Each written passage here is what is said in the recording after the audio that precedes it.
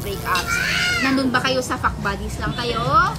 Or nandun ba kayo sa friends na kayo at natanggap nyo na ang isa't isa despite of? O nandun kayo sa gusto ninyong saksakin yung bawat isa?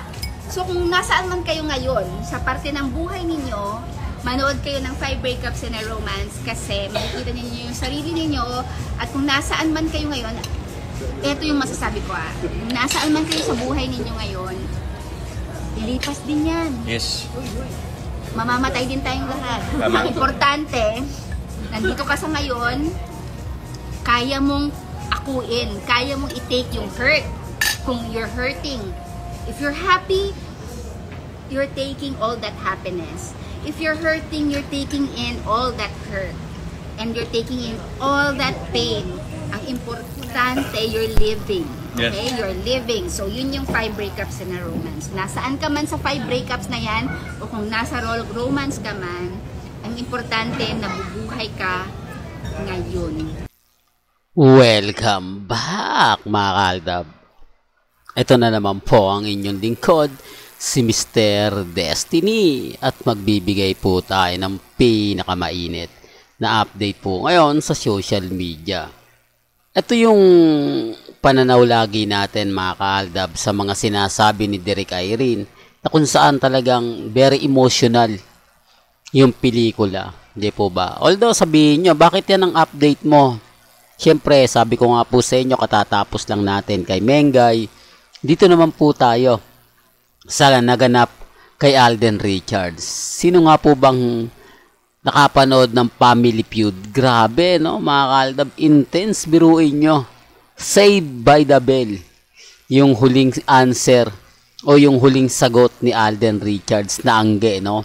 Yun yung nagpanalo. At intense pa kasi sinabi ni Ding Dong Dantes na hindi yun ang top answer. Hindi po ba? Kaya yung mukha ni Alden. Second time na po pala ni Alden rito sa Family Feud. At ngayon lang po siya nakuha yung jackpot. Hindi po ba? Nakakatuwa, nakakataba ng puso. Hindi po ba? Na minsan may mga bagay-bagay na kailangan natin panoorin ang isang eksena na kung saan nakakuha tayo ng magandang kumbaga ganap. Hindi naman po kasi lahat ng pwedeng ipalabas panonoorin po natin. Ako pagdating sa mga bagay na ganyan, hindi ako masyado nanonood, pero pag sa alam kong maganda siya, pag alam kong sulit naman yung oras ko, ginagawa ko po yun mga kaaldab. Kaya nga po sabi ko, yung mga nagkomento na nanood, ako daw po todo ang pagpo-promote kay Alden. Hindi po nila alam, update lang naman po ako Hindi po ba? At nakita naman po nyo, yung mga nakapanood, hindi naman po sila nagsisi. Kumbaga sulit na sulit nga po raw yung binayad nila. Hindi po ba? Pero bago ulit tayo magpatuloy sa ating pinaka main update, kung bago ka lang sa channel na to, at isa kang true-blooded Aldab Nation na nagmamahal po kila Mengay at Tisoy, tama po ang channel na pinuntahan mo, kaya consider na po kitang bagong subscriber. At huwag mong kalimutang i-share ang mga video po natin sa mga mami, sa mga titas, at sa mga senyor.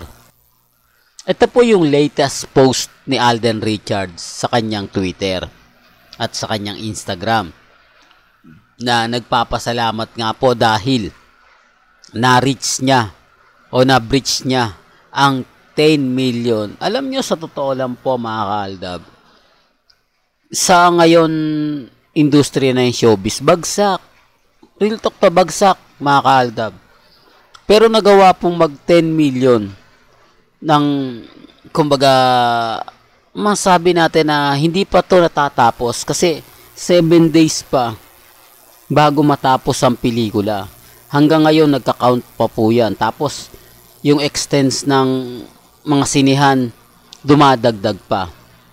Siguro bago matapos yung 7 days ng pelikula, baka may mag-extend pa no? Extend, ibig sabihin ko kasi sa totoo lang po, sa mga hindi po nanonood o kumbaga nagtatanong kung hanggang kailan nga po ba ang mga sinihan, kung hanggang kailan sila ipalalabas. 1 week lang po yun. After 1 week, papalitan na po yun. Pero po pwede kang mag-extend ng 1 week o ng 2 weeks, depende. Depende sa public demand. Kung sa tingin mong yung 1 linggo ay kulang pa para po sa mga gustong makapanood, mag-e-extend ka.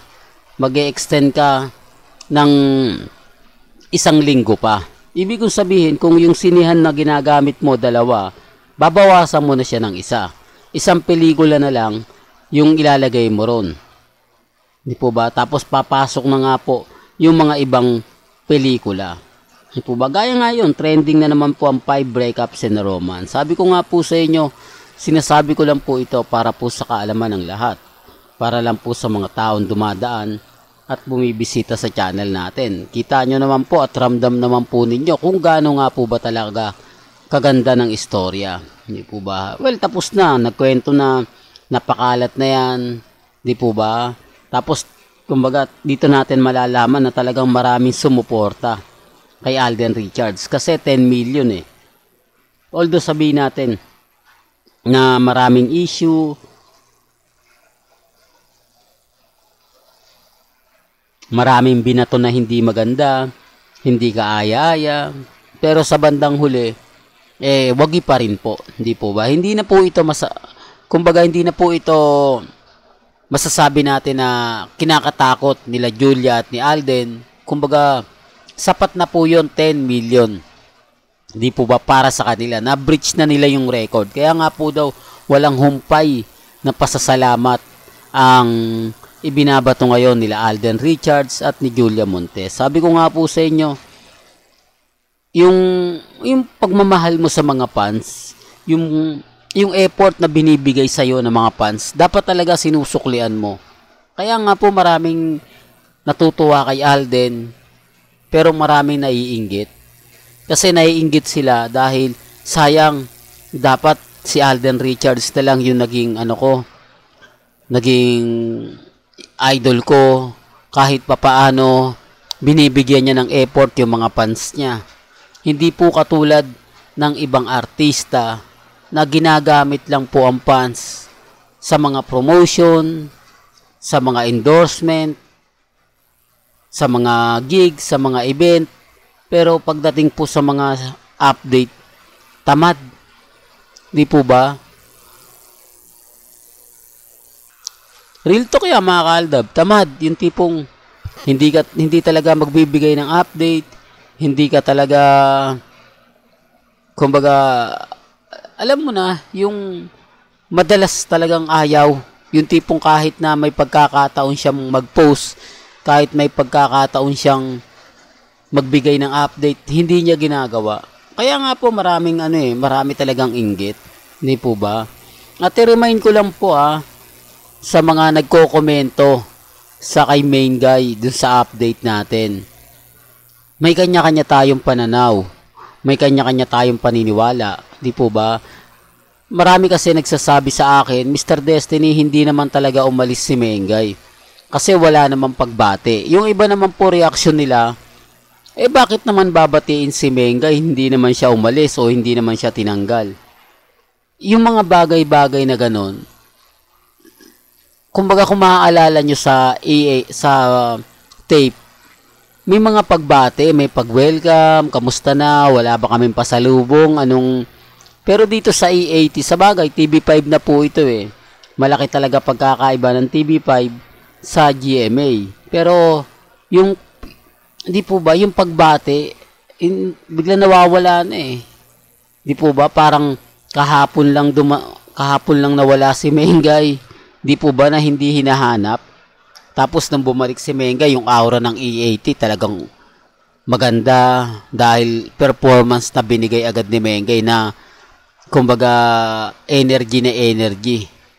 Tapos sasabihin nila buntis. Pero may kanya-kanya tayong opinyon at pananaw. Well, hanggang dito na lang po ang ating latest updates. Kaya kung gusto nyo pa po ng pinaka-latest at sariwang update, abay tumutok lang po kayo dito sa channel ni Mr. Destiny para updated po kayo sa mga latest at sa mga bagong video po na ilalabas po natin maya maya lang. Hanggang sa muli, salamat po sa panonood at pakikinig.